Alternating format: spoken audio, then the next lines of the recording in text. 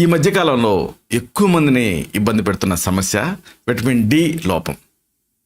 ఒకవేళ ఈ సమస్య మీకుంటే దీనికి సంబంధించిన అనుబంధ లక్షణాలు ఎలా ఉంటాయి, అలాగే దీన్ని ఆయుర్వేద చికిత్సతో తగ్గించుకోవచ్చా, దీనికి సంబంధించిన ఆహార వైద్యం ఏమిటి, అన్నిటికీ మించి విటమిన్ డి లోపాన్ని ఎలా కనిపెట్టాలి, ఈ మొత్తం సమాచారాన్ని ఈ పెద్ద వీడియోలో మనం చాలా వివరంగా తెలుసుకోబోతున్నాం.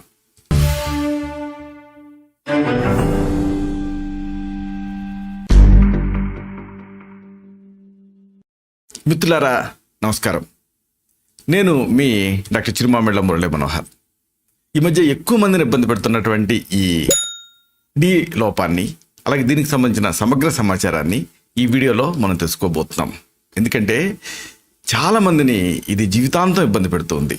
అందుకే డి లోపాన్ని, దీనికి సంబంధించిన ఆయుర్వేద చికిత్సని, ఇంకా సమగ్ర వివరాలని మనం వివరంగా తెలుసుకుందాం. మెయిన్గా దీనికి సంబంధించిన ఆయుర్వేద చికిత్స ఇది ముందు మనం తెలుసుకుందాం. అంటే ఎలాంటి ఔషధాలతో దీన్ని ట్రీట్ చేస్తాం అంటే, ఇక్కడ జీర్ణక్రియ ప్రక్రియలో మార్పులు అనేవి విటమిన్ లోపానికి కారణమవుతాయి. ఇది ఆయుర్వేద సిద్ధాంతం. ఉదాహరణకు ఇరిటబుల్ బౌల్ సిండ్రోమ్ ఇలాంటి సమస్యలు ఉన్న వాళ్ళకి విటమిన్ డి లోపంతో ఇబ్బంది పడుతూ ఉన్నారని ఈ మధ్య తేలింది. అలాగే ఇంకా డైజెషన్ రిలేటెడ్ డిజార్డర్స్. ఆయుర్వేదం ఈ జీర్ణ ప్రక్రియని అగ్ని అని పిలుస్తుంది. విటమిన్ల లోపానికి చికిత్సగా ఆయుర్వేదంలో జీర్ణశక్తిని మెరుగుపరచడం అనేది ప్రధానంగా ఉంటుంది. కాలేయం, ప్యాంక్రియాస్ అండ్ కడుపు అంటే స్టమక్, పేగులు అంటే ఇంటెస్టైన్స్, వీటికి సంబంధించినటువంటి ఈ జీర్ణ ప్రక్రియని మనం కరెక్ట్ చేయగలిగితే, దిద్దుబాటు చేస్తే అంతరగ్ని సక్రమంగా ఉంటుంది. దీంతో విటమిన్ల శోషణ అనేది చక్కగా జరుగుతుంది. ఇది ఆయుర్వేద వ్యూహం. దీనికోసం సాధారణంగా ఈ డైజెషన్ పెంచడానికి, ఎపిటైట్ని పెంచడానికి అగ్నితుండి వటి, చిత్రకాది వటి, ఆరోగ్యవర్ధిని వటి, ముస్తారిష్టం ఇలాంటి ఔషధాలను ప్రిస్క్రైబ్ చేయడం జరుగుతుంది. కాలేయ సమస్యలని చక్కదిద్దటానికి పటోల కట్టు రోహిణ్యాది కషాయం, వాసాగుడిత్యాది కషాయం ఇలాంటివి ఉపయోగపడతాయి. ఇక అసలైన విషయం ఏంటంటే, దీనికి ఆహార ఔషధాలుగా పుట్టగొడుగులు, కోడిగుడ్డు పచ్చసొన, ఒకవేళ మాంసాహారులు అయితే లివరు అంటే కాలేయం, చేపలు, చేప నూనె ఇలాంటివి ఉపయోగపడతాయి. అయితే అసలైన విషయం ఏంటంటే, ఈ విటమిన్ డి అంటే ఏమిటి అసలు, అంటే దీన్ని ఎలా అర్థం చేసుకోవాలి, ఇది ముందు మనం తెలుసుకుందాం. ఒకప్పుడు సూర్యరశ్మి సమృద్ధిగా ఉండేటటువంటి భారతదేశంలో ప్రజలకి అసలు విటమిన్ డి లోపం అనేదే ఉండదు అని భావించేవాడు. కానీ ఇది ఈ మధ్యకాలంలో అపోహ అనే తాజా అధ్యయనాలన్నీ కూడా రుజువు చేస్తాయి. నాకు వచ్చే పేషెంట్స్లో దాదాపుగా 20-30% డి విటమిన్ లోపాన్ని కూడా కంప్లైంట్ చేసేవాళ్ళు ఉన్నారంటే ఈ సమస్య ఎంత తీవ్రంగా ఉందో అర్థం చేసుకోవచ్చు. ప్రస్తుతం మన దేశంలో 1 కాదు 2 కాదు 90% మందికి ఈ విటమిన్ డి లోపం ఉంది. ఇది అంగీకరించాల్సినటువంటి ఒక భయంకర నిజం. శారీరక శ్రమ తగ్గిపోవటం, స్థూలకాయం అంటే ఊబకాయం, స్మోకింగ్ అంటే ధూమపానం, వీటన్నిటి మూలంగా నానాటికి మన శరీరంలో విటమిన్ డి అవసరాలు పెరిగిపోతూ ఉన్నాయి. మరోవైపేమో ఎండ ముఖం చూడకుండా, ఎక్కడా కూడా ఈ ఒంటికి సూర్యరశ్మి సోకకుండా నెలలు, సంవత్సరాలు ఇలాగా ఏళ్ల తరబడి నీడ పట్టునే గడపడం అనేది పెరిగిపోతూ ఉంది. మీరు గమనించండి, పల్లెటూళ్ళలో కూడా ఇదే ట్రెండ్గా మనం గమనిస్తున్నాం. దీంతో ఎంతో మందిలో ఎంతో కొంత విటమిన్ డి లోపం అనేది కనపడుతూ ఉంది. మన శరీరంలో, మన ఆరోగ్య పరిరక్షణలో ఈ విటమిన్ డికి ఉన్న ప్రాధాన్యత దృష్ట్యా ఇది ఎంత మాత్రం మంచి మార్పు కాదు, మంచి పరిణామం కాదు. కాబట్టి దీని గురించి శ్రద్ధ పెట్టాలి. అసలు ఇక్కడ డి గురించి చెప్పాల్సి వస్తే, ఈ విటమిన్ డి అనేది ఏమిటి అంటే ఒక విశేషాల పుట్ల అని చెప్పొచ్చు. అంత ప్రత్యేకత దీనికి ఉంది. సాధారణంగా విటమిన్లని మన శరీరం తయారు చేసుకోలేదు. వాటిని ఆహారం రూపంలో మనం బయట నుంచే తీసుకోవాల్సి ఉంటుంది. కానీ ఒక్క ఈ విటమిన్ డి మాత్రం మన శరీరంలోనే తయారవుతుంది. అది దీని ప్రత్యేకత. సూర్యరశ్మి సహాయంతో దీన్ని చాలా వరకు మన శరీరమే తయారు చేసుకుంటుంది. చాలా కొద్ది భాగం మాత్రమే ఆహారం ద్వారా శరీరానికి లభిస్తుంది. ఇది గుర్తుంచుకోవాలి. నిజానికి విటమిన్ డిలో D1, D2 ఇలాగా 1 కాదు 2 కాదు 5 రకాలు ఉన్నాయి. కానీ మనకు ఉపయోగపడేది ఏమిటి అంటే D3 అనేది మాత్రమే. దీన్నే వైద్య పరిభాషలో కోలీకాల్సిఫెరాల్ అనే పేరుతో పిలుస్తారు. ఇది మన శరీరంలో ఏదో ఒక్కచోటే తయారయ్యేది కాదు. రకరకాల దశలలో వివిధ రూపాల్లో పరిణామం అనేది చెందుతూ ఉంటుంది. సరే, అసలు విషయం ఏంటంటే ఈ విటమిన్ డి చేసేటటువంటి ఈ పని ఏమిటి, అసలు దీని ప్రయోజనం ఏమిటి, ఇది ముందు తెలుసుకోవాలి. అంతా విటమిన్ డి అన్నది ఈ ప్రధానంగా ఆ ఎముకల ఆరోగ్యానికే కీలకమైంది అని అనుకుంటూ ఉంటారు. విటమిన్ డి అంటే ఎముకలు, ఎముకలు అంటే విటమిన్ డి అని అనుకుంటూ ఉంటారు. ఇది నిజమే, కానీ దీంతో అనేక ఇతరత్రా ప్రయోజనాలు కూడా చాలా ఉన్నాయి. ఇది పరిశోధనలలో తేలింది. ముఖ్యంగా రోగ నిరోధక శక్తిని స్ట్రెంథన్ చేయటంలో విటమిన్ డి కీలక పాత్ర పోషిస్తుంది. ఇది ముఖ్యంగా ఈ కరోనా నేపథ్యంలో అందరికీ ఈ విషయం అర్థమైపోయింది. ఇమ్యూనిటీ పెంచడంలో ఇది ఇంపార్టెంట్ రోల్ ప్లే చేస్తుంది. మెయిన్గా తెల్ల రక్త కణాలు చురుగ్గా ఉండి రోగకారక క్రిములతో పోరాడాలంటే మన శరీరంలో విటమిన్ డి అనేది తగినంత ఉండటం చాలా అవసరం. విటమిన్ డి రక్తనాళాన్ని ఆరోగ్యంగా ఉంచుతుంది. ఇది ఇంకొక ప్రత్యేకత. క్లోమో ఉంటుంది కదా, దీంట్లో ఉండేటువంటి అంటే ఆ ప్యాంక్రియాస్లో ఉండేటువంటి బీటా కణాల మీద పనిచేసి ఆఖరికి ఇన్సులిన్ ఉత్పత్తిని కూడా సజావుగా జరిగేలాగా ఇది చేస్తుంది. అంటే దీని ప్రత్యేకతను మనం అర్థం చేసుకోవచ్చు. అంటే ఇన్సులిన్ తయారు చేసే కణాల విభజనని ఇది కంట్రోల్ చేస్తుంది. శరీర కణాలు ఇన్సులిన్ని గ్రహించేలా చూడటానికి కూడా ఇది కీలక పాత్ర పోషిస్తుంది. చూడండి, చిన్నపిల్లల్లో టైప్ 1 డయాబెటీస్ రావడానికి విటమిన్ డి లోపం కూడా ఒక ప్రధాన కారణమని ఈ మధ్య అధ్యయనాలలో గుర్తించారు శాస్త్రజ్ఞులు. దీనిపైన ఎన్నో పరిశోధనలు సాగుతున్నాయి. అంటే డయాబెటీస్కి విటమిన్ డికి సంబంధం ఉందని మనం అర్థం చేసుకోవాలి. విటమిన్ డికి ఉన్న మరొక కీలకమైన ప్రయోజనం ఏంటంటే ఇది శరీరంలో కణ విభజనని నియంత్రిస్తూ ఉంటుంది. ఇది లోపించి కణ విభజన శృతి తప్పిందనుకోండి, అప్పుడు అది క్యాన్సర్కి కూడా దారితీస్తుంది. ముఖ్యంగా విటమిన్ డి లోపం వల్ల కొన్ని రకాల ప్రత్యేకమైన క్యాన్సర్లు వస్తున్నాయి. పెద్దపేగు క్యాన్సర్, రొమ్ము క్యాన్సర్, మగవాళ్ళలో ప్రోస్టేట్ గ్రంథి క్యాన్సర్, క్లోమం తాలూకు క్యాన్సర్, వీటి ముప్పు ఆ విటమిన్ డి లోపం వల్ల పెరుగుతూ ఉందని అధ్యయనాలలో నిరూపణ అయిందంటే దీని ప్రాధాన్యత మనం అర్థం చేసుకోవచ్చు. కాబట్టి శరీరంలో విటమిన్ డి స్థాయిలు సజావుగా ఉండేలాగా చూసుకోవటం అనేది క్యాన్సర్ల నివారణలో చాలా ముఖ్యమైన అంశం. సరే, అసలైన విషయం ఏంటంటే మరి ఎముకలకి విటమిన్ డితో ఏమిటి లాభం, ఇది కదా మనం తెలుసుకోవాలి. ఎముకల ఆరోగ్యానికి కాల్షియం చాలా అవసరం. మనం తీసుకునే ఆహారంలో ఉండేటువంటి కాల్షియం పేగుల ద్వారా రక్తంలో కలిసేలా చూసేది ఏమిటంటే ఈ విటమిన్ డి. జాగ్రత్తగా ఈ విషయాన్ని మీరు గమనించాలి. అలాగే ఇది రక్తంలోని కాల్షియంని ఎముకల్లోకి కూడా పంపిస్తుంది. అంటే ఎముకల ఆ క్షయం కాకుండా, అవి క్షీణించకుండా ఇది అడ్డుకుంటూ ఉంటుంది. ఇన్ని ప్రయోజనాలు ఈ విటమిన్ డితో ఉన్నాయి. సరే, మరి ఇది ఎలా వస్తుంది అంటే ఎండతో మనకి కొండంత అండ విటమిన్ డి విషయంలో. అయితే ఇక్కడ చాలామంది అడిగేది ఏంటంటే ఎంతసేపు ఉండాలి, ఎంతసేపు ఎండ తగలాలి అని. రోజులో ఎంత సమయం ఎండలో నిలబడితే మన శరీరానికి సరిపడినంత విటమిన్ డి తయారవుతుంది అనేది ఇక్కడ కీలకమైన ప్రశ్న. కానీ అన్ఫార్చునేట్గా దీనికి స్పష్టమైన సమాధానం మాత్రం లేదు. ఇంకా చర్మం కింద ఈ కొలెస్ట్రాల్ నుంచి ఈ కోలీకాల్సిఫెరాల్ అనేది తయారవుతుంది. ఇలా తయారవటానికి తెల్లటి చర్మం ఉండేటటువంటి వెస్టర్నర్స్ అంటే పాశ్చాత్య దేశీయులు సుమారుగా 20 నుంచి 30 నిమిషాలు సూర్యరశ్మి తగిలేలాగా ఉండాలని శాస్త్రజ్ఞులు ఐడెంటిఫై చేశారు. అంటే వెస్టర్నర్స్కి ఇది 20 to 30 minutes. అదే మనం అలాగే ఇంకా నల్ల జాతీయులు వీళ్ళకి దీనికి 6 రెట్లు ఎక్కువ సమయం కావాలి. అంటే 6 రెట్లు సూర్యరశ్మి ఎక్కువ టైం పడాలి. అలాగ నిలబడితే కానీ అప్పుడు ఆ విటమిన్ డి అనేది తయారవ్వదు అని తేలింది. ఇది పూర్తిగా సాధ్యమే పని కాదు. అంటే 20 నిమిషాల ఎండలో ఉండటమే కష్టం. అలాంటిది దానికి 6 రెట్లు ఉండాలంటే కష్టం కదా. కానీ రోజులో కొన్ని గంటల పాటైనా ఈ సూర్యరశ్మి తగిలేలాగా ఆరు బయట గడపడం అనేది అన్ని విధాలా శ్రేయస్కరం. మన దేశంలో అల్ట్రావైలెట్ రేస్ అంటే యూవీ కాంతి నిజానికి చాలా ఎక్కువ.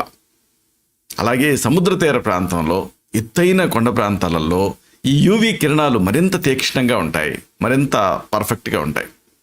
అయినా కానీ మన భారతదేశంలో మిగతా అన్ని ప్రాంతాలతో పాటు కొండ ప్రాంతాలలో, సముద్ర తీర ప్రాంతాల్లో కూడా విటమిన్ డి లోపం ఎక్కువగా ఉంది. ఇది అధ్యయనాలలో తేలింది. కాబట్టి కేవలం సూర్యరశ్మి ఎక్కువగా తగలకపోవటం ఒక్కటే విటమిన్ డి లోపానికి కారణం కాదు అని, అంటే అది విటమిన్ డి డెఫిషియన్సీకి సన్ రేసే కారణం అని భావించడానికి లేదు. విటమిన్ డి లోపం తలెత్తితే ఖచ్చితంగా దానికి ఇతర అనారోగ్యాలను కూడా కన్సిడర్ చేస్తూ దానికి ట్రీట్మెంట్ ఇవ్వాల్సి ఉంటుంది. ఈ సందర్భంగా ముఖ్యంగా మనం చెప్పుకోవాల్సింది ఏమిటంటే ఫుడ్ రోల్, అంటే ఆహారం పాత్ర.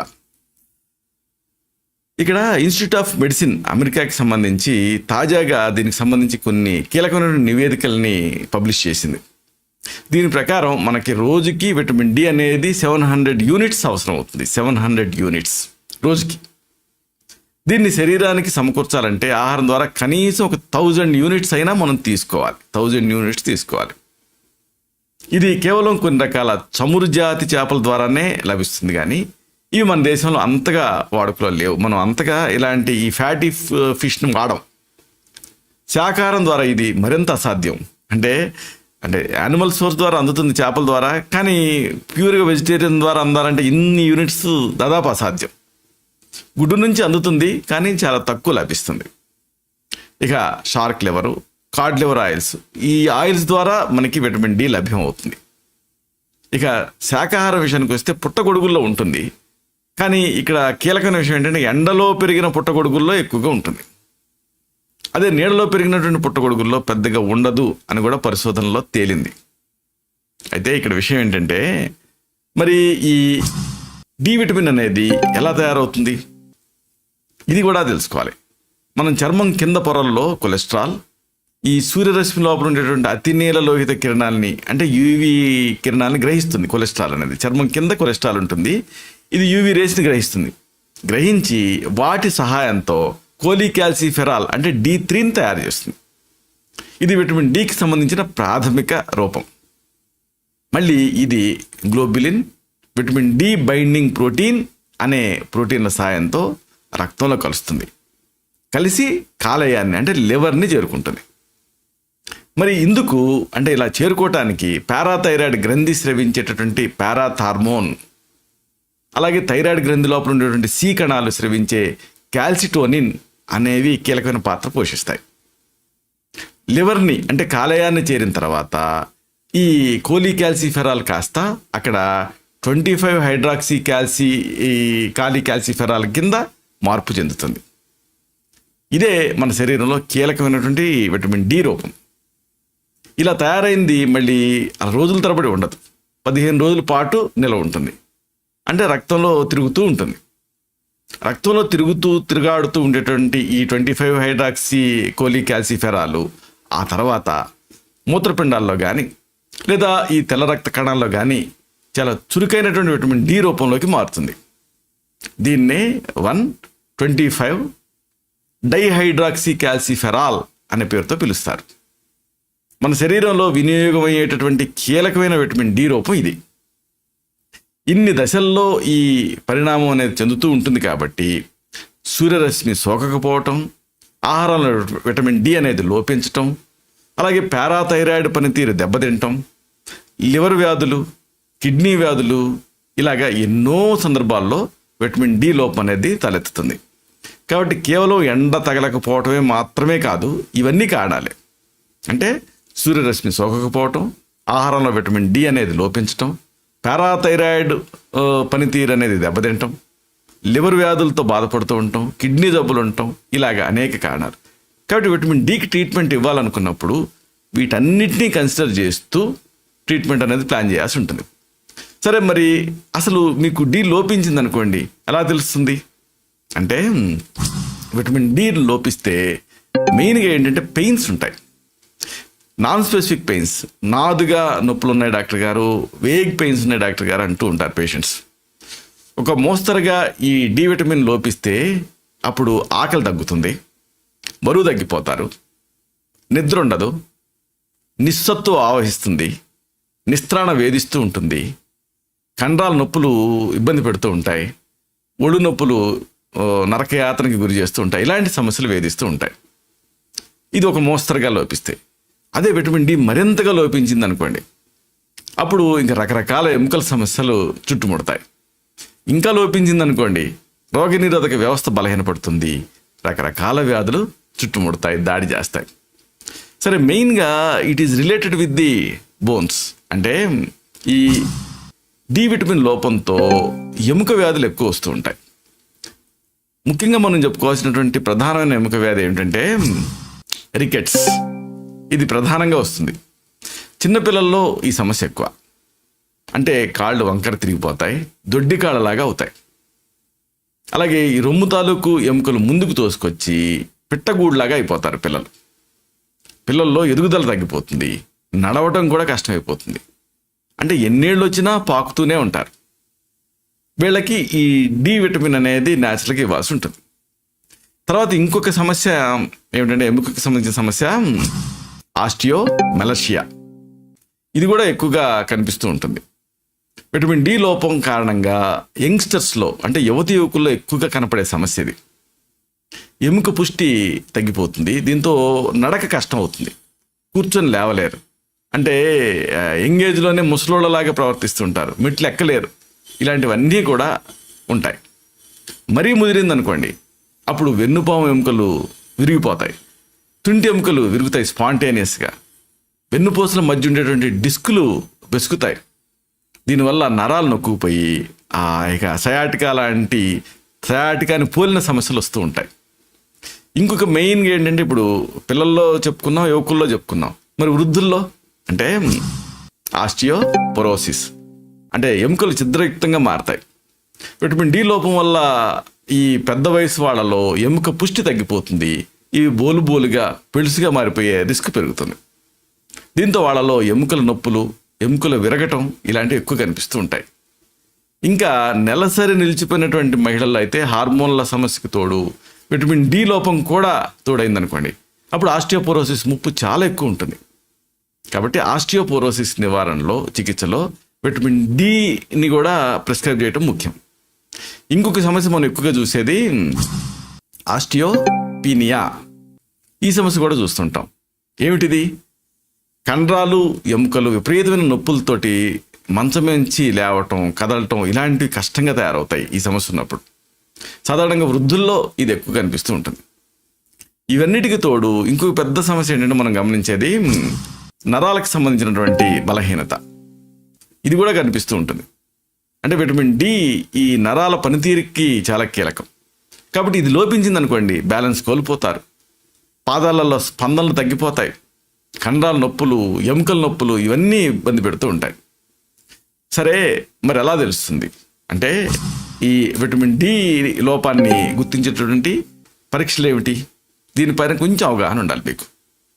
చర్మం కింద తయారయ్యేటటువంటి కోలీకాల్సిఫెరాల్ కానీ, కిడ్నీల నుంచి వచ్చేటటువంటి 1,25 డైహైడ్రాక్సీ ఈ కోలీకాల్సిఫెరాల్ కానీ శరీరంలో ఎక్కువ రోజులు నిలవ ఉండవు. మరి ఏమిటి ఉండేది అంటే లివర్లో తయారయ్యేటటువంటి 25 హైడ్రాక్సీ కాలీకాల్సిఫెరాల్ ఒక్కటే ఎక్కువ రోజులు నిలవ ఉంటుంది.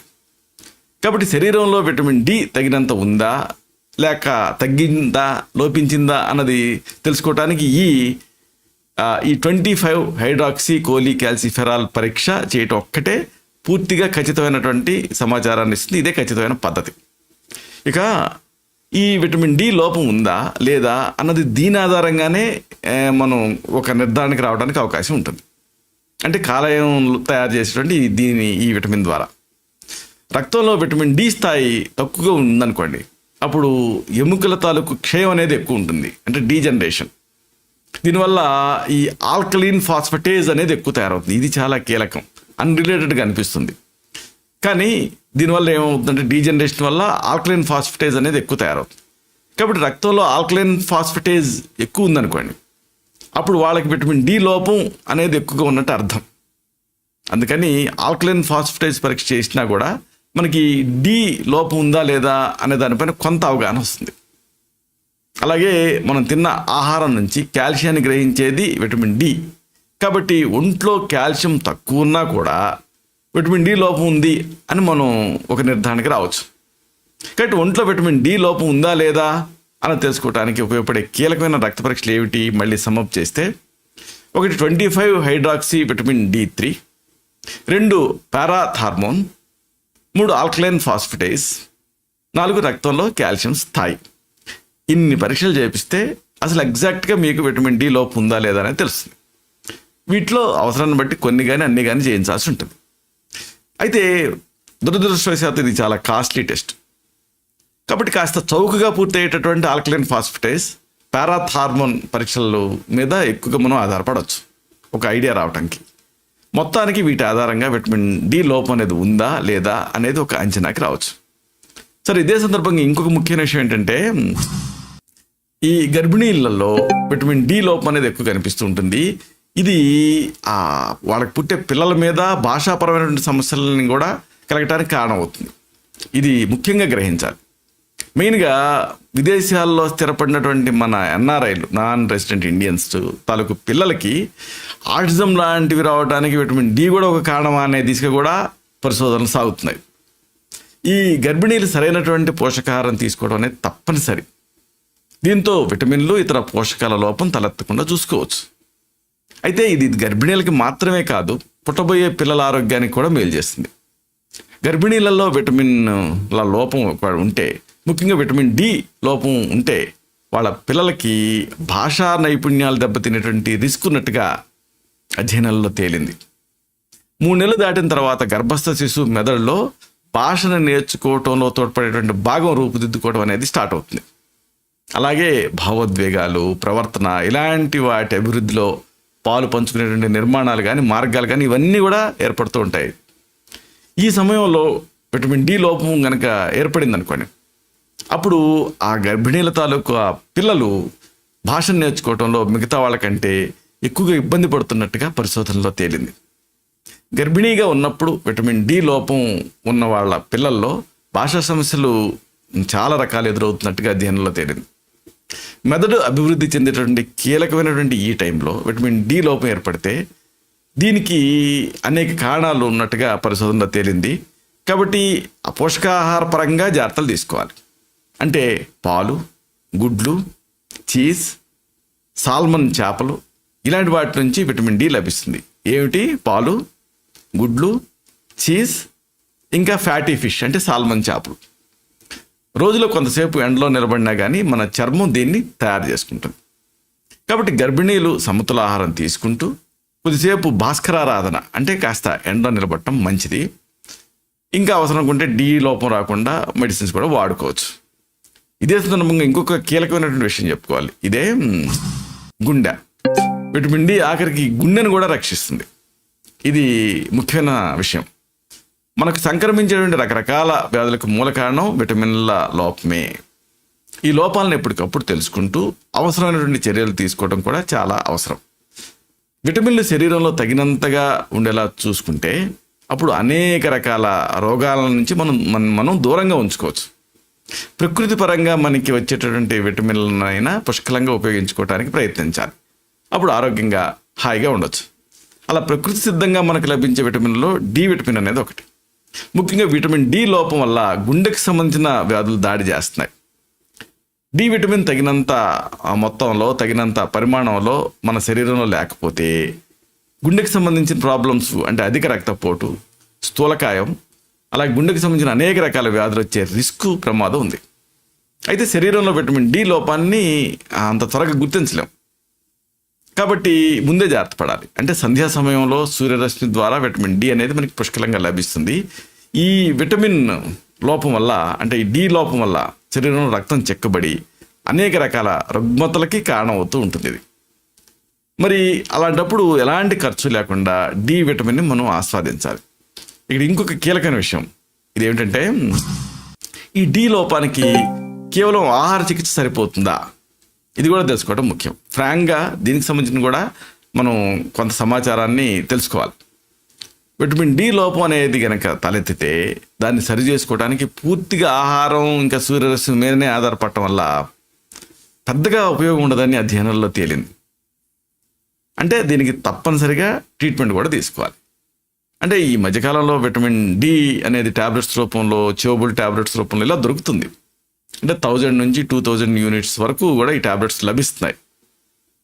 వీటిని కొంతకాలం వాడిన తర్వాత, ఎప్పుడు వాడలేరు కదా, కొనసాగింపుగా ఆహార వైద్యాన్ని, అలాగే భాస్కరారాధన అంటే సన్కి ఎక్స్పోజ్ చేయటాన్ని, అలాగే ఆయుర్వేద ఔషధాన్ని వాడుకోవచ్చు.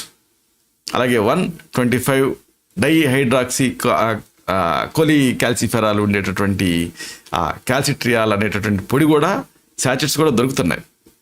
వీటిని రోజుకి 3 సార్లు తీసుకోవాల్సి ఉంటుంది వైద్య సలహాతో. అలాగే ఈ మధ్యకాలంలో విటమిన్ డిని ఇంజెక్షన్ రూపంలో కూడా ఇస్తున్నారు. ఎందుకంటే ఒక్కొక్కసారి బాగా తక్కువ ఉన్నప్పుడు ఇలాంటివి ఇస్తూ ఉంటారు, నెలకు ఒకసారి ఇస్తూ ఉంటారు.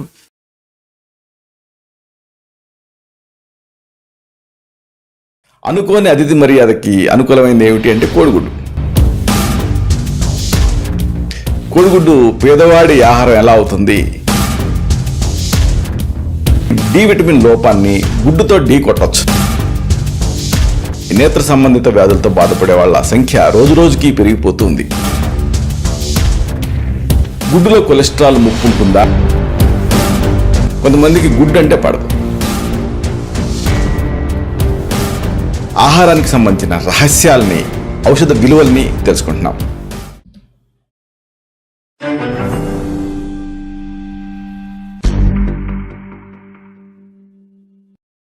ఆరోగ్యాభిలాషులైన ప్రేక్షక మిత్రులకు నమస్కారం.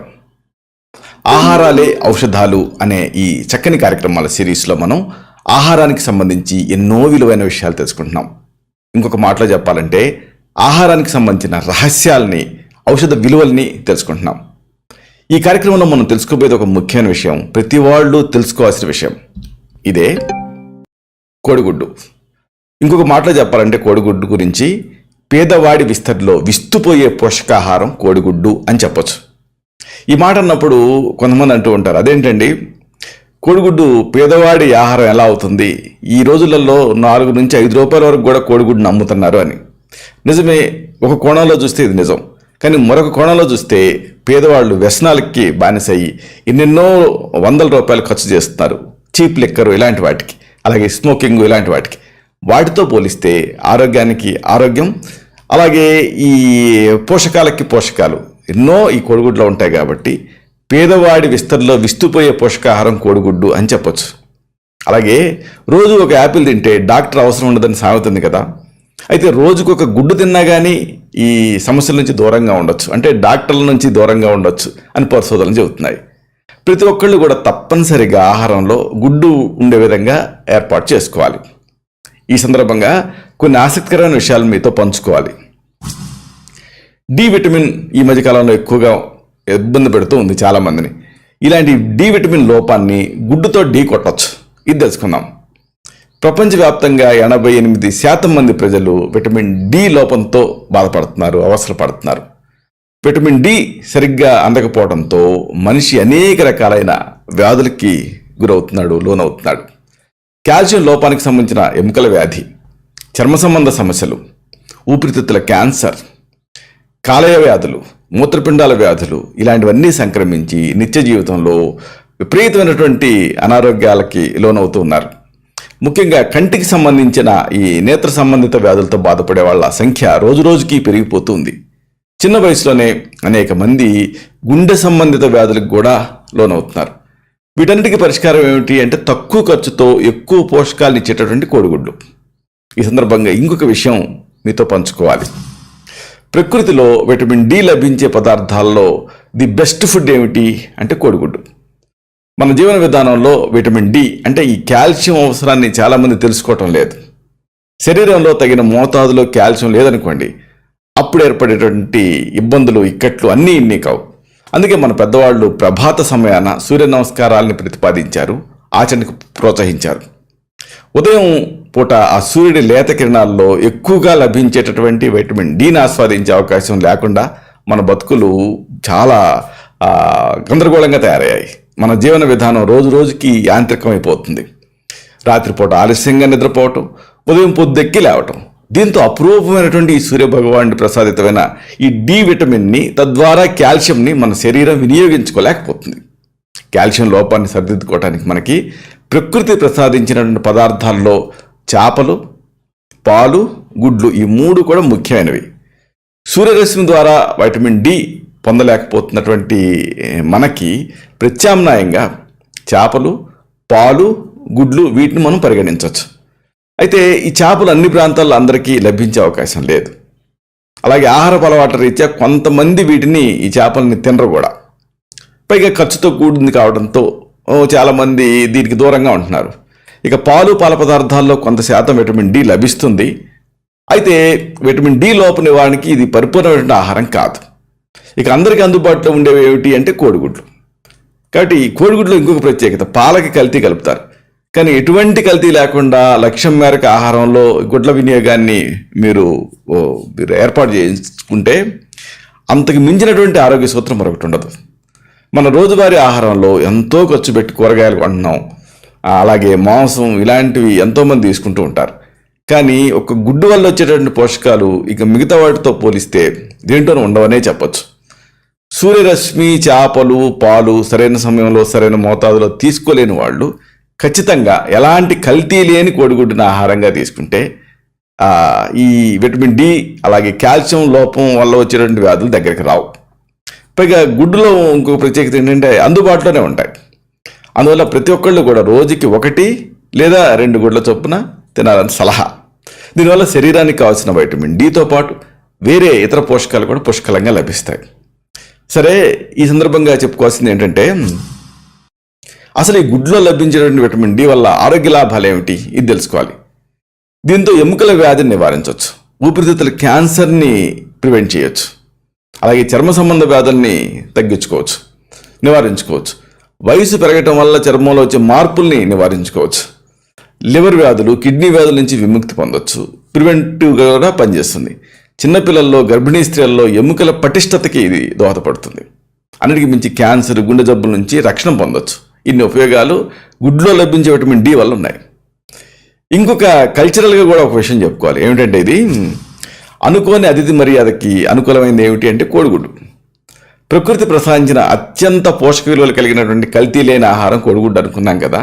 సహజసిద్ధంగా ప్యాక్ చేయబడినటువంటి స్వచ్ఛమైన ఈ కోడిగుడ్లో ఎన్నో విలువైనటువంటి వైటమిన్లు, కార్బోహైడ్రేట్లు, మినరల్స్, అమైనో యాసిడ్స్ ఇవన్నీ లభిస్తాయి.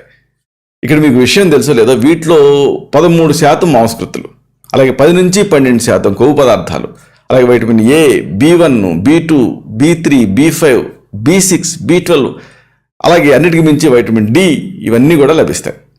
విటమిన్ డి కోడిగుడ్లో చాలా ఎక్కువ లభిస్తుంది. ఈ గుడ్లు తింటే వేడి చేస్తుందని కొంతమంది అనుకుంటూ ఉంటారు, కానీ అది అపోహ మాత్రమే. ఏ కాలంలోనైనా, ఏ వయసు వాళ్ళైనా, ముఖ్యంగా గర్భిణీ స్త్రీలు, అలాగే వృద్ధాప్యంలో ఉన్నవాళ్ళు, పిల్లలు, బాలింతలు, అలాగే మెయిన్గా అనారోగ్యం నుంచి కోలుకునే వాళ్ళు, వీళ్ళందరూ తీసుకోదగినటువంటి బలవర్ధకమైన ఆహారం ఏమిటంటే కోడిగుడ్డు. డాక్టర్ గారు ఏదన్నా మంచి టానిక్ రాయండి అని చాలామంది అడుగుతూ ఉంటారు. అలాంటి మంచి టానిక్ల కంటే మంచి టానిక్ ఇది కోడిగుడ్డు అనేది. వయసు పైబడిన ప్రతి ఒక్కళ్ళు కూడా తప్పనిసరిగా ఆహారంలో గుడ్డు ఉండే విధంగా ఏర్పాటు చేసుకోవాలి. చాలా ఈజీగా డైజెస్ట్ అవుతుంది. అందుకే మీరు చెప్పుకున్నాం కదా, చెప్పా పెట్టకుండా ఎవరైనా అతిథులు వస్తే వాళ్ళకి వండి పెట్టి ముప్పు పొందగలిగేటటువంటి ఆహారం ఏంటంటే గుడ్డే. క్రమం తప్పకుండా గుడ్డు వాడుతూ ఉంటే డాక్టర్ల అవసరాలు చాలా తక్కువగా ఉంటాయి. ఇన్ని రకాలుగా కోడిగుడ్డు అనేక పోషక విలువలు కలిగి అతి చౌకగా దొరికేటటువంటి సమతుల్య ఆహారం ఇది అని చెప్పొచ్చు. అయినప్పటికీ కొంతమంది లేనిపోని అనుమానాలతో, అపోహలతో వీటి నుంచి దూరంగా ఉంటున్నారు. ఈ కోడిగుడ్ల నుంచి రుచితో పాటు ఆరోగ్యాన్ని అందించే కోడిగుడ్డు వినియోగం పెంచుకోవడం అవసరం. మెయిన్గా ప్రతి గృహిణికి కూడా దీనిపైన అవగాహన ఉండాలి. తక్కువ ఖర్చుతో పొందగలిగేటువంటి సంపూర్ణ ఆహారం గుడ్డు కాబట్టి, ఈ పూర్తి ఆహారం గుడ్డు కాబట్టి, ఉత్తమ శ్రేణి ప్రోటీన్ అందించేది ఇది గుడ్డు కాబట్టి, అతి చౌకగా లభించేది గుడ్డు కాబట్టి గుడ్డుని వినియోగించుకోవాలి. సరే, ఇదే సందర్భంగా మెయిన్గా ఒకటి విషయం చెప్పుకోవాలి. ఏమిటంటే ఇది గుడ్ల నాణ్యత. దీన్ని ఎలా పరీక్ష చేయాలి, ఎలా నిల్వ చేసుకోవాలి? ఎందుకంటే గుడ్డుని మనం హెల్త్ కోసం ఉపయోగించుకుంటున్నాం. అలాంటప్పుడు అదే మనకి ఇల్ హెల్త్ని కలిగించకూడదు. కాబట్టి నాణ్యమైన గుడ్డుని ఎంచుకోవటం, వినియోగించుకోవటం అవసరం. ఇది ప్రతి వాళ్ళు మెయిన్గా తెలుసుకోవాల్సినటువంటి అవసరం ఉంది. ఏం చేస్తారంటే ఈ గుడ్లని వినియోగించే ముందు వాటిని నీళ్ల గిన్నెలోకి వదలండి. అది అడుగు వరకు పోయి పక్కకు వాలిందనుకోండి తాజాగా ఉన్నట్టు అర్థం, నిలుచుందనుకోండి తాజాగా లేదని అర్థం, అలాగే నీళ్లలో తేలిపోయిందనుకోండి పూర్తిగా పాడైపోయిందని అర్థం. అలా పాడైపోయింది ఎప్పటికీ కూడా వాడకూడదని అర్థం. ఇంకా గుడ్లను ఎక్కడ నిల్వ చేయాలి అంటే చల్లగా ఉండే చోట నిల్వ చేయొచ్చు. అలాగే మరీ పొడిగా కూడా ఉండకూడదు ఆ ప్రదేశం. ఇంకా తీవ్రమైన వాసన వచ్చేటువంటి వెన్న, ఉల్లిపాయలు ఇలాంటి వాటి నుంచి గుడ్లని దూరంగా ఉంచండి. గుడ్లని ఎప్పుడు కూడా లావుగా ఉంటుందే ఆ భాగం ఆ వైపు పైకి ఉండేలాగా నిలబెట్టి ఉంచండి బాక్సులలో. ఇంకా వండే ముందు గుడ్లు మన ఇంట్లో ఉండేటువంటి ఉష్ణోగ్రతలో ఉండాలి, ఇదే ముఖ్యం. అంటే రిఫ్రిజిరేటర్ నుంచి తీసినవైతే వాటి మీద కాస్త వేడి నీళ్ళు పోయాలి. ఇంకొక విషయం, పగిలిన గుడ్లన్నీ ఎప్పుడు కూడా కొనకండి, ఏదో చీప్గా ఇచ్చినా సరే కొనకండి, ఎందుకంటే అందులో బ్యాక్టీరియా చేరే రిస్క్ ఉంటుంది. ఇంకా పగుళ్ళు లేని గుడ్లని ఎంచుకొని ఫ్రిడ్జ్లో వాటికి ప్రత్యేకంగా రూపొందించినటువంటి బాక్సులు ఉంటాయి కదా డోర్స్కి, వాటిలలో నిల్వ ఉంచడం అనేది మంచిది. ఒకవేళ డబ్బాల్లో ఉంచాలనుకుంటే, అంటే తీసి గుడ్లో నుంచి సొనని సపరేట్ చేసి ఆ సొనని నిల్వ చేయాలనుకుంటే తెల్లసొన 3 వారాల వరకు ఫ్రిడ్జ్లో పెడితే నిల్వ ఉంటుంది. పచ్చసొన మాత్రం 3 రోజులకి మించి ఉండదు.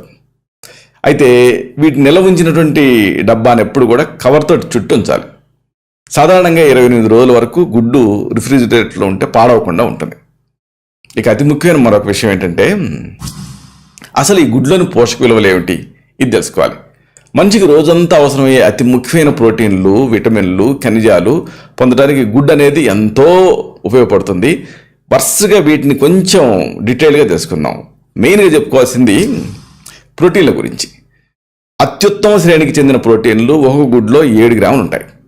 వీటిలో పెరుగుదలకు అవసరమైనటువంటి 8 అమైనో యాసిడ్స్ ఉంటాయి, కాబట్టి పెరిగే పిల్లలకి అవసరం. చిన్నపిల్లలకి ఇది చాలా అవసరం. అలాగే గర్భిణీ స్త్రీలకి గుడ్డు లోపల ఉండే ప్రోటీన్లు చాలా అవసరం. కడుపులోని బిడ్డ పెరుగుదలకి ఇవి తోడ్పడతాయి. తల్లికి గర్భాశయం, అలాగే పాలిండ్లు, ఇంకా జఠరాయువు, ఇంకా ఇతర నిల్వల్ని ఇదంతా కూడా వృద్ధి చేస్తుంది. ఇక తర్వాత చెప్పుకోవాల్సింది గుడ్లో ఉండే ప్రముఖమైనటువంటి పదార్థం ఏంటంటే వైటమిన్లు. మంచి దృష్టికి, ఆరోగ్యకరమైనటువంటి చర్మానికి అవసరమైన వైటమిన్ ఏ అనేది గుడ్లో చాలా ఎక్కువగా లభిస్తుంది. మంచి ఆకలిని పుట్టించడానికి, ఆరోగ్యదాయకమైనటువంటి ఈ ద్రవ్య విక్రయకి, అలాగే నరాల సత్తుకి, వీటన్నిటికీ అవసరమైన వైటమిన్ బి సముదాయం కూడా గుడ్లో ఎక్కువ ఉంటుంది. ఇంకా బలమైన దంతాలకి, ఎముకలకి అవసరమైన వైటమిన్ డి కూడా చెప్పుకున్నట్టుగా గుడ్లో ఉంటుంది. అంతేనా, ఇంకొక పదార్థాలు ఉంటాయి దీంట్లో, ఇవే ఖనిజాలు. గుడ్లలో మానసిక, శారీరక శక్తి సామర్థ్యాలకి మూలమైనటువంటి ఈ శారీరక రసాయనకాలు కానీ, అలాగే 11 రకాల ఖనిజాలు కానీ లభ్యమవుతాయి.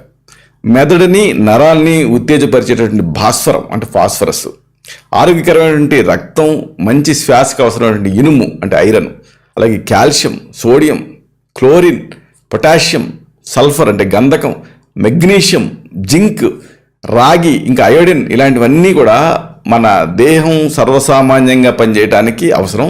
ఇవన్నీ గుడ్లలో ఉంటాయి, అది ప్రత్యేకత. అలాగే ఇంకొక ప్రత్యేకత ఉంది, దీంట్లో కొవ్వు పదార్థాలు కూడా ఉంటాయి. అంటే ఆరోగ్యంగా ఉండడానికి ప్రతి వాళ్ళకి కొంత కొవ్వు కూడా ఉండాలి. ఉదాహరణకు వైటమిన్ ఏడిఈకే ఫ్యాట్ సాల్యుబుల్, ఇలాగనమాట. అంటే ఫ్యాట్ కూడా అవసరం.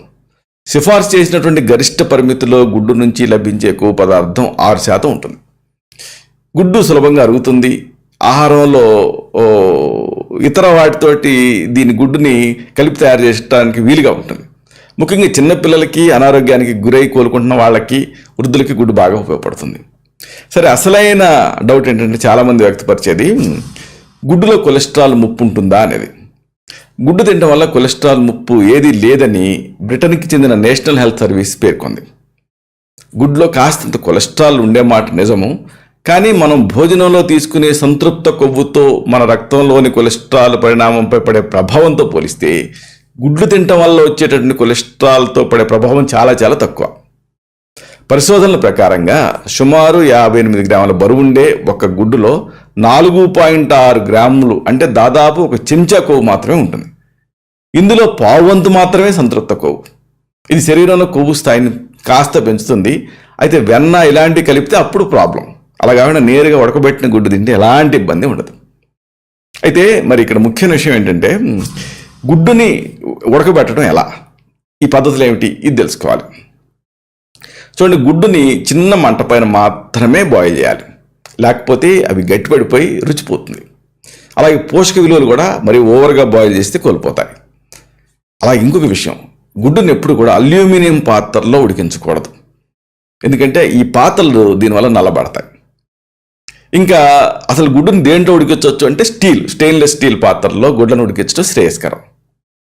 ఈ భోజనాలకు కానీ, పులిహోర లాంటి వాటి వంటకాల్లో కానీ ఉడకబెట్టినటువంటి గుడ్డుని కలపవచ్చు. మీరు గుడ్లని బాగా ఉడకబెట్టడానికి ఎప్పుడు కూడా నీళ్ళల్లో వేసి ఉడకబెట్టండి. వేడి తగ్గించి చిన్న మంటలో 10 నిమిషాలు ఉడికించాలి. గుడ్లు ఉడికిన వెంటనే చన్నీటి ధారలో పెట్టి చల్లార్చాలి. దీంతో ఆ పచ్చ సొన అలాగే తెలుపు సొనల మధ్య నల్లటి పొర అనేది ఏర్పడకుండా ఉంటుంది. ఇంకా ఎప్పుడు కూడా చెప్పుకున్నాం కదా, గుడ్డుని వేయించడం అనేది మంచిది కాదు.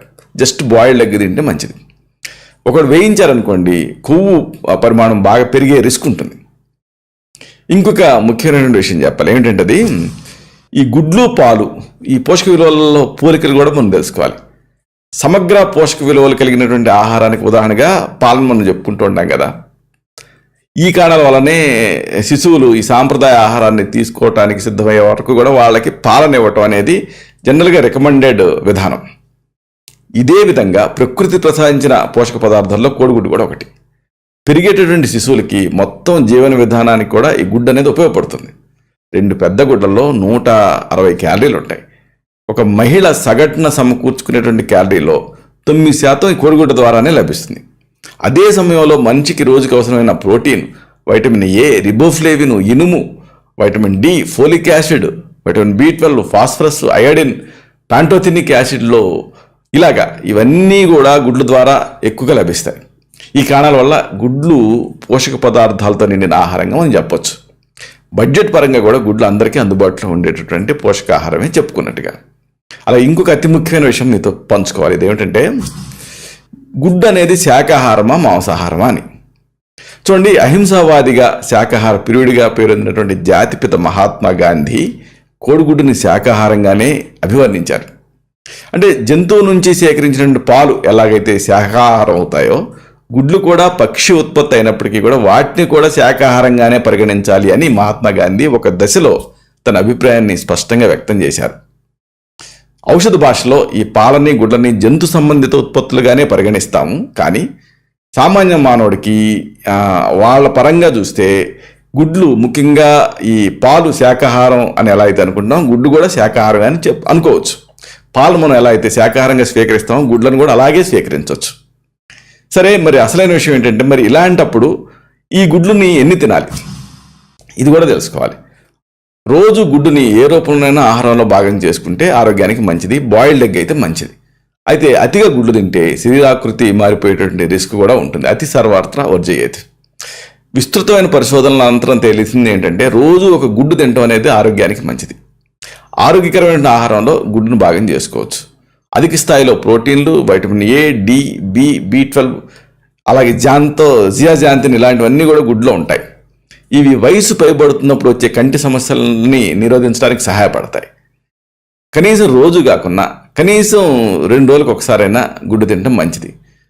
గుడ్లు ఎక్కువగా తినేస్తున్నాం అని టెన్షన్ పడాల్సినటువంటి అవసరం లేదు.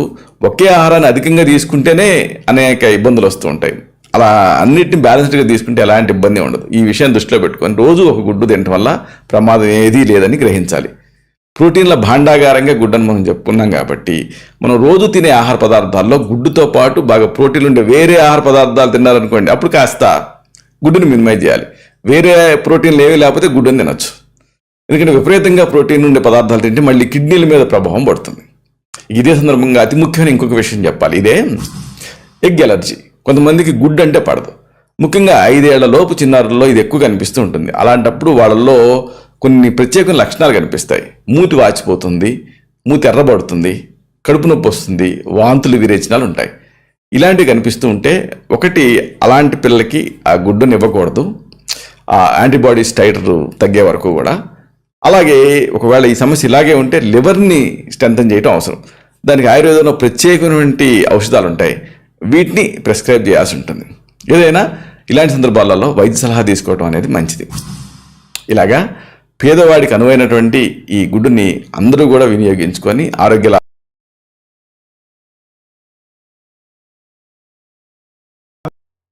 టాబ్లెట్స్ వేసుకుంటున్నప్పటికీ కూడా ఇంప్రూవ్ అవ్వకపోతుంటే అప్పుడు ఏం చేయాలి? దీనికి చక్కని ఆహార వైద్యాలు ఉన్నాయి. ఈ ఫుడ్స్ని మీరు ఉపయోగిస్తే విటమిన్ డిని పెంచుకోవచ్చు, అలాగే సస్టైన్ చేయొచ్చు. అది ఈ ఆహారాల ప్రత్యేకత. వీటిని తెలుసుకుందాం. మనిషి శరీరంలో వైటమిన్ డి కీలక పాత్ర పోషిస్తుంది. శరీరంలోని ప్రతి అవయవానికి వైటమిన్ డి అవసరం ఉంటుంది. అన్ని అవయవాలు సక్రమంగా సరిగ్గా పనిచేయాలంటే సరిపడా వైటమిన్ డి అనేది మనకి అందుతూ ఉండాలి. అయితే నిజానికి మనుషులకి అవసరమయ్యేటటువంటి ఈ విటమిన్ డి ఏదో మెడికల్ షాపులలో కొనేసి వేసుకోవాల్సింది కాదు. అలా బయటికి వెళ్తే చాలు సూర్యరశ్మితో మనకు అందుతుంది. అందుకే దీన్ని సన్ షైన్ వైటమిన్ అంటారు. అయితే మారుతున్న జీవన శైలి, పిట్టగోళ లాంటి ఇళ్లలో నివాసం ఉండటం, ఎండ తగలని జీవన విధానం, వీటన్నిటితో సరిపడా వైటమిన్ డి అనేది అందటం లేదు. దీంతో చాలామంది చిన్న వయసులోనే వైటమిన్ డి లోపంతో బాధపడుతున్నారు. ఇక దీన్ని సరిదిద్దుకోవడానికి మళ్ళీ కృత్రిమంగా వైటమిన్ డి పొందటానికి టాబ్లెట్స్ వాడుతున్నారు. అయితే దీంతో మొదట్లో ఏదో కాస్త ఇంప్రూవ్మెంట్ కనిపిస్తున్నప్పటికీ కూడా దీర్ఘకాలంలో మళ్ళీ సమస్యగానే ఉండిపోతుంది. ఎందుకంటే సహజంగా మన శరీరం తయారు చేసుకోవాల్సింది ఇది. రోజువారీగా సప్లిమెంట్ తోటి ఎన్ని రోజులని దాన్ని మనం కాంపెన్సేట్ చేస్తాం. కాబట్టి మనం రోజు తీసుకునేటువంటి ఆహారం ద్వారానే ఈ వైటమిన్ డిని పొందే వీలుంది. మరి ప్రకృతి మనకి సహజంగా అందించేటటువంటి ఈ ఏ ఆహారాలలో ఈ వైటమిన్ డి ఉంటుంది, ఇది వరుసగా తెలుసుకుందాం. ముందుగా మనం చెప్పుకోవాల్సినటువంటి పదార్థం ఏమిటంటే పాల పదార్థాలు. పాల పదార్థాల ద్వారా మీకు వైటమిన్ డి అనేది అందుతుంది. చూడండి, పాల పదార్థాలు అంటే ఏమిటి? పాలు, పెరుగు, మజ్జిగ, చీజ్, బటర్, పన్నీర్, ఇలాగా ఈ పదార్థాల్లో వైటమిన్ డి అనేది పుష్కలంగా ఉంటుంది. అయితే ఆయుర్వేదం ఏం చెప్తుందంటే, బయట పచ్చిక మైదానాలలో ఆ గ్రాస్ ల్యాండ్స్ మీద ఆ పచ్చగడ్డి తినేటటువంటి కర్రీ ఆవు అంటే నల్లటి ఆవు, మళ్ళీ దీనికి దూడ ఉండాలి. ఇలాంటి ఈ ఆవు నుంచి సేకరించినటువంటి పాల పదార్థాలలో పాలల్లో చక్కటి పోషక తత్వాలు ఉంటాయంటుంది. ఇది ముమ్మాటికి నిజం.